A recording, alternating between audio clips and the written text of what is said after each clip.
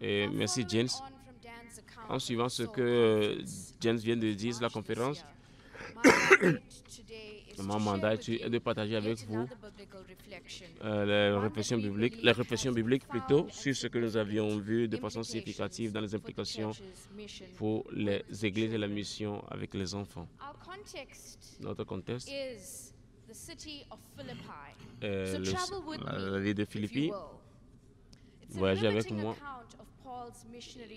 Vous vous rappelez dans le livre de Actes chapitre 16, le voyage missionnaire de Paul.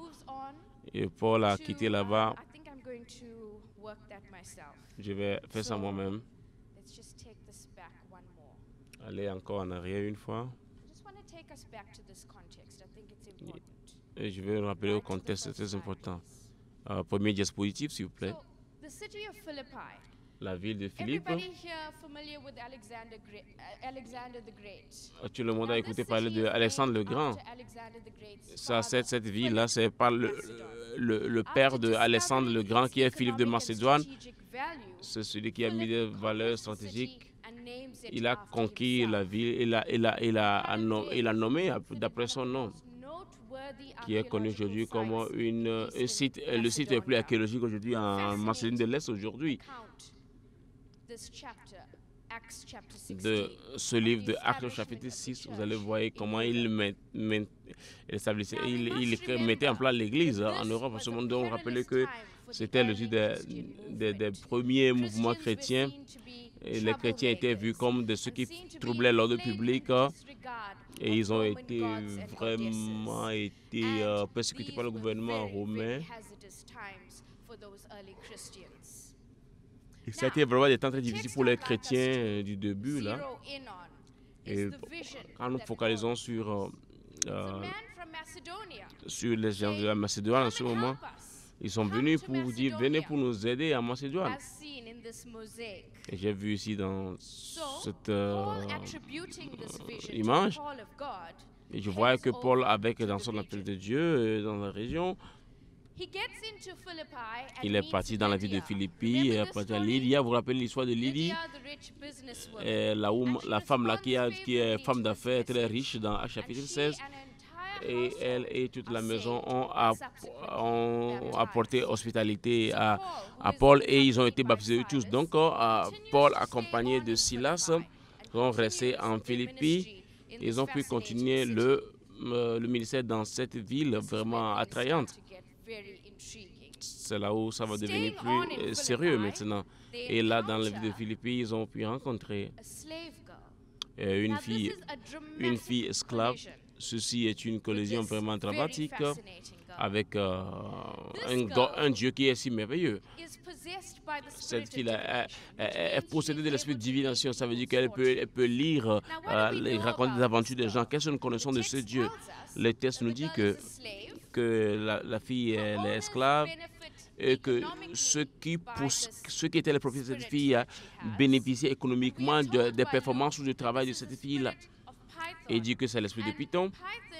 Et le Python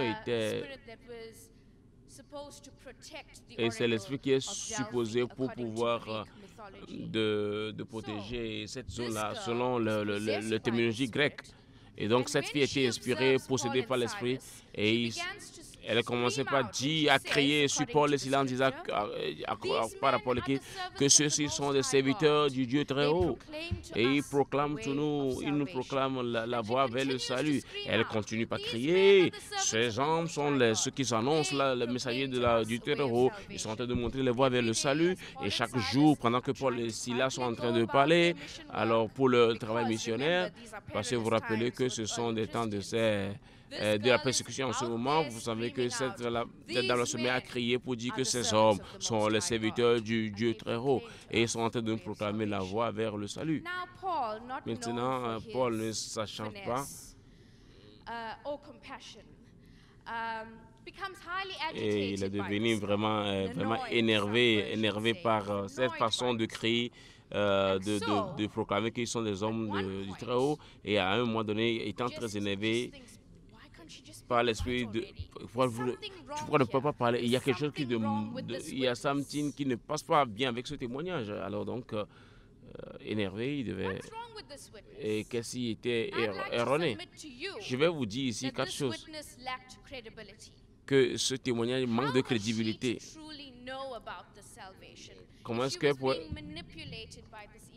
qu'elle pouvait parler du salut si elle était manipulée à l'esprit du malin? Est-ce qu'elle a déjà goûté au fruit du salut? Non. Non. Elle a été manipulée par l'esprit de divination, l'esprit de pythonisme. Donc ça veut dire que ce témoignage manque d'intégrité. Ce n'est pas que ce n'était pas true, mais c'était un témoignage qui servait une intention mauvaise. Ce n'est pas Dieu qui était le soubassement de ce témoignage. Et si nous pensons que l'intégrité est l'état d'être complètement non divisé, nous devons vraiment voir le truc. Parce qu'on découvre que ce qu'elle a dit, ça n'a rien à faire avec sa conscience de ce qu'elle pense et de son action, de ce qu'elle fait. Il y a eu un dysfonctionnement entre ce qu'elle dit, ce qu'elle a sa conscience et ce qu'elle fait effectivement. Et donc pour cela, donc, il y a un manque d'intégrité dans son témoignage. Et pour cette raison, ce témoignage n'est pas accepté, ne pouvait être accepté ni être, on n'en a même pas besoin. Et ce que nous voyons prochainement, c'est la délivrance spontanée de la main de Dieu. C'est vrai, nous n'avons pas écouté encore de la fille, mais ceci montre une série des événements très significatifs dans le voyage missionnaire de Paul. Quand les propriétaires de la fille ont découvert que leur affaire qu'ils faisaient avec la division de l'enfant est en danger maintenant, qu'ils ne peuvent plus faire de l'argent et qu'ils ne sont plus en mesure de pouvoir faire du business avec la fille qui raconte les avenues des gens, ils sont devenus très en colère. En fait, ils ont vu que leur profit est parti et pour cela, ils sont devenus très énervés. Ils ont décidé de pouvoir chercher à accuser Paul et trucs. Quelles sont les accusations? Ils ont dit que ce sont des gens qui énervent et qui sont en train de tourmenter la communauté. Et si nous avons ici deux personnes ici qui nous énervent et qui nous sèment du trouble dans la communauté ici, alors les gens vont... On les accuse de pouvoir faire un plaidoyer juif, ou bien ils sont en train de plaider pour la cause des coutumes juives. Et donc on les accuse de prosélytisme. Donc quels sont les accusateurs? Ce sont les propriétaires de cette fille avec l'esprit pythoniste qui faisait du profit. Et aussi, nous avons aussi la fille même, et nous avons aussi alors toute cette foule-là qui, en Afrique du Sud, on dit que, nous disons que ça conduit à la xénophobie, attaque xénophobique par exemple. Quelles étaient alors les punitions? On les battait. Ils ont été sérieusement battus jusqu'au plaie, et parce qu'ils sont considérés comme des gens de basse classe, ils ont été présumés par l'accusation et ils ont été... On les a mis jusque dans la salle interne de la prison. Et ils ont été jetés là-bas. Et ils ont veillé sur eux de façon vigilante en mettant des gens pour bloquer leur voie d'entrée afin de veiller à ce qu'ils soient vraiment maintenus là-bas. Alors voilà où les choses ont commencé. C'est là où l'histoire devait avoir un tournant. C'est le passage le plus connu qui est vraiment prêché dans le monde. Vous vous rappelez comment les murs de la prison se sont ébranlés? Vous savez, ça c'est le sermon que pratiquement tous les prédicateurs ont prêché dans le monde. Que quand vous sentez comme si votre bataille est en train de vous assujettir, en train de vous rafraîchir, qu'est-ce que vous pensez? Vous priez, vous le prêchez, vous le chantez, vous le louez. Et toute chose sera bien. Mais une fois encore, mesdames et messieurs, ce que je vais vous dire aujourd'hui, c'est que est-ce que ceci est vraiment ce que le texte veut dire? Non. Je pense que quand nous prenons juste ce texte pour dire que tu es en situation dont il faut louer le Seigneur et nous le prenons hors de son contexte, nous serons en train de le mal interpréter. Nous devons nous rappeler pourquoi Paul et Silas sont jetés dans la prison. Pourquoi ils sont rentrés en prison? Parce que ils ont essayé, ils ont osé toucher à ce qui rapportait du profit pour les gens qui possédaient cette fille pythoniste. Et c'est pour cela qu'ils ont été jugés des gens dangereux, dont on n'a pas besoin dans la communauté. C'est pour ça qu'ils sont jetés en prison. Et c'est lorsque, après avoir loué et glorifié le Seigneur, il y a eu une délivrance puissante de la part de Dieu qui les a sauvés de la captivité.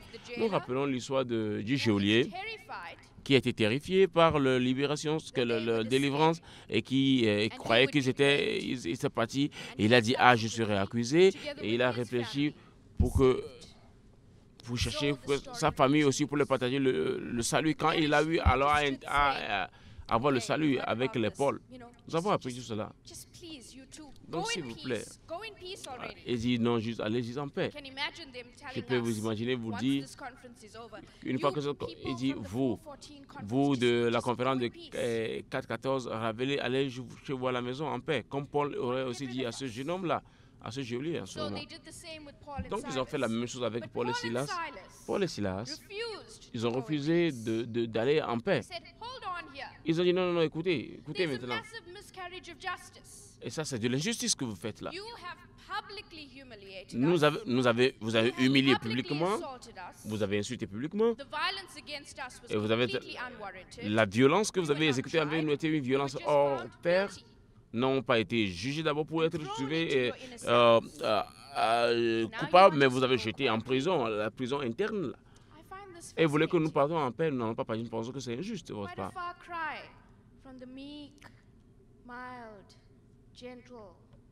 Et nous, à part des kilomètres que nous partageons pour pouvoir partager l'évangile, pour arriver là, et là, il faut quand même comprendre que sur le champ, vous serez le sujet de l'injustice. La chrétienté, le christianisme qui est préoccupé par l'injustice, pas seulement pour la bonté de Dieu, mais un christianisme qui vise aussi à voir la justice dont on a besoin dans la communauté. Parce qu'on ne peut pas juste couvrir l'injustice qui est là. On ne peut pas continuer à voir cette injustice qui est perpétrée dans la communauté. Ils refusent d'aller calmement. Ils ont demandé que la justice soit faite.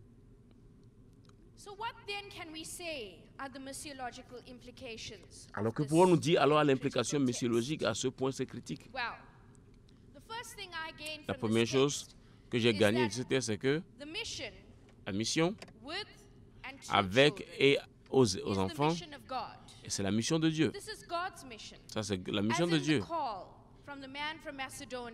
Comme un appel de quelqu'un de la Macédonie, nous avons besoin d'attendre la directive de Dieu pendant que nous planifions nos activités. Et nous faisons nos planifications avec des organisations qui sont ici. Mais ils ont cette planification. Il doit pouvoir se mettre en Dieu. C'est Dieu qui doit vous diriger. C'est Dieu qui guide et qui instruit sur la prochaine étape à prendre dans notre voyage missionnaire. Dans l'histoire de l'Église au début de l'ère chrétienne, c'est une histoire qui vraiment a eu à être sujette de la souffrance, de l'obstruction, de l'humiliation, de paix. Qu'est-ce qu'on a vu dans le premier siècle de l'Église? C'est vraiment l'histoire de grand. Aujourd'hui, nous voulons plutôt voir l'Église de grandeur, de célébrité, ou bien est-ce que c'est une histoire de l'Église enracinée, qui a expérimenté la souffrance, la peine, et avec tout ce qu'il y a comme des barrières qui sont là, et que nous voulons aller au-delà pour pouvoir libérer les captifs. Parce qu'aujourd'hui, s'il n'y a pas de libération des captifs, si nous sommes dans nos zones de confort, nous ne faisons pas la différence. Quelle est l'histoire de l'Église au XXIe siècle maintenant? C'est les bonnes nouvelles. C'est que Jésus est mort pour nous délivrer. Et qui est vraiment délivré, qui a été vraiment libéré. au travers de notre ministère et de nos missions. Et c'est seulement pour plus de liberté pour nous-mêmes. Donc, je suis libre. Je suis libre. Ou bien nous voulons de façon libérée, nous cherchons à libérer les enfants de la captivité dont ils sont sujets dans nos communautés, dans nos sociétés. Parce que la situation des enfants dans nos nations, dans nos trucs là, ça va prendre vraiment pas seulement ça va prendre des fois du sang et des pleurs, et des graisses et des souffrances. Cette histoire de la chrétienté et de l'Église au départ n'est pas juste une régression qui devait se faire sans la foi en Dieu, mais la foi en action.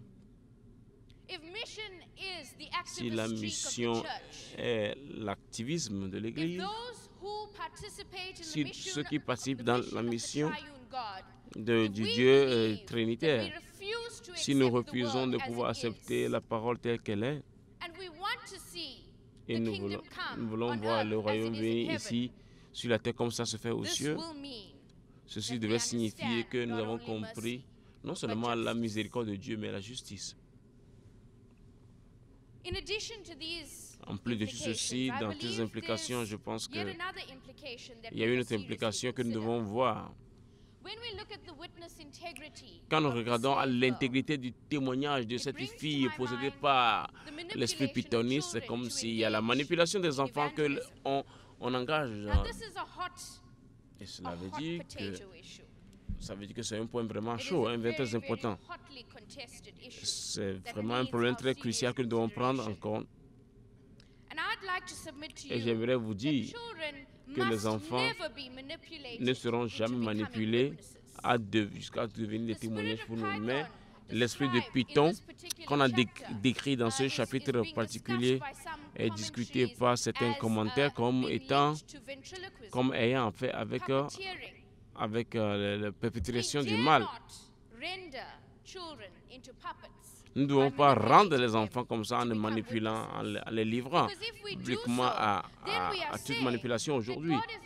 Mais parce que quand nous le faisons, c'est comme nous disons que Dieu n'est pas en mesure de pouvoir travailler avec les enfants. Et nous avons besoin que ce n'est pas vrai. Dieu est en mesure de travailler. Dieu est capable de pouvoir travailler de façon authentique parmi les enfants. Et ça, quand nous le faisons, ça veut dire que nous sommes en train de faire la volonté de la parole de Dieu, que les enfants peuvent porter cette parole de façon authentique. Donc, il n'y a pas de besoin de manipuler les enfants. Dieu est parfaitement capable de pouvoir utiliser les enfants, et l'enfant est aussi parfaitement disponible pour pouvoir être utilisé par Dieu sans être manipulé forcément par un adulte. Quand vous avez la chance, si vous marchez dans les rues de Bangkok, ce que vous verrez, c'est l'humanité. Vous avez vu la divinité avec l'aspect de truc là qui est vraiment dévalué, la nature humaine. Ça, c'est le monde dans lequel nous vivons aujourd'hui. Ça, c'est la ville. Et c'est la ville dans laquelle cette conférence se tient maintenant. Qu'est-ce que nous allons maintenant faire? Alors nous continuons par nous comporter comme si cette chose n'existe pas. Nous sommes les justes, nous sommes les saints. Et ces choses-là, nous ne pouvons pas les regarder. Vous avez vu ces filles-là dans la prostitution, ces prostituées. Et qu'est-ce qui les a amenées là-bas? Ma dernière chose que je vais vous demander, c'est que nous manquons le goût de la souffrance de ce que ces enfants font. Nous manquons de ce goût de l'injustice qu'il y a dans la communauté. Nous faillissons de voir cela. Et de ces enfants qui sont en lien. Ainsi donc, vous voyez la guerre qui est menée contre les enfants. Vous voyez au travers des continents. Et sous divers aspects dans nos villes. Et en tant qu'Église,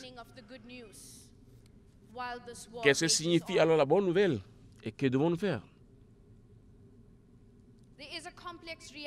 La réalité complexe que nous avons besoin de considérer, c'est que de la même façon que cette fille-là était dans un lien, nous avons besoin aussi de mettre en place des systèmes et des structures qui peuvent aussi perpétrer ces liens-là pour les enfants dans nos communautés.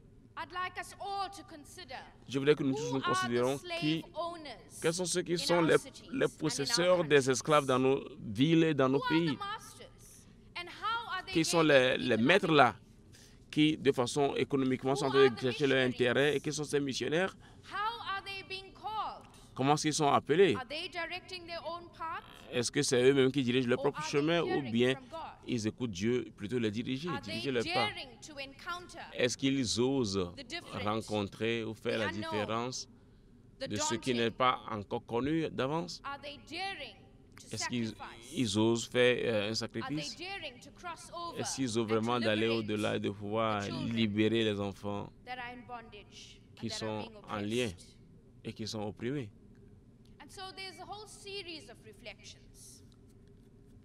Il y a toute une série de réflexions. Alors, quel est le prix à payer en impliquant les enfants dans la mission? Parce que je vous le dis qu'il y a un prix à payer. Et il y a un prix que nous devons nous lever à payer. Dans vos communautés, qui va alors se lever? Qui va alors se lever et oser faire le premier pas? Ça, c'est quelques sont des réflexions avec un regard particulier basé sur la réflexion faite sur Actes chapitre 16.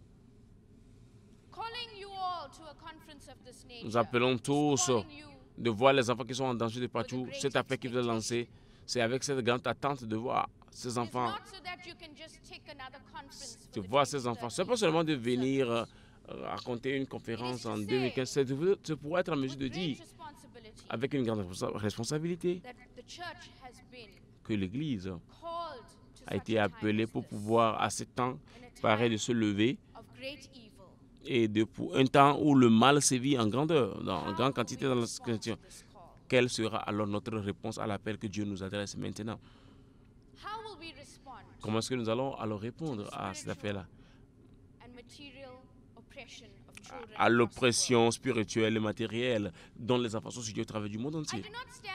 Je ne suis pas venu ici juste pour être sensationnel, pour pouvoir faire votre émotion pour quelques minutes. Je suis en train de vous plaider pour vous. Aussi longtemps que... Pour combien de temps allons-nous nous taire? Si nous disons vraiment que nous croyons la bonne nouvelle et déverrant dans la présence de Dieu, combien longtemps allons-nous nous taire? Et regardez, tout ceci se fait dans la communauté. Cette mission avec les enfants,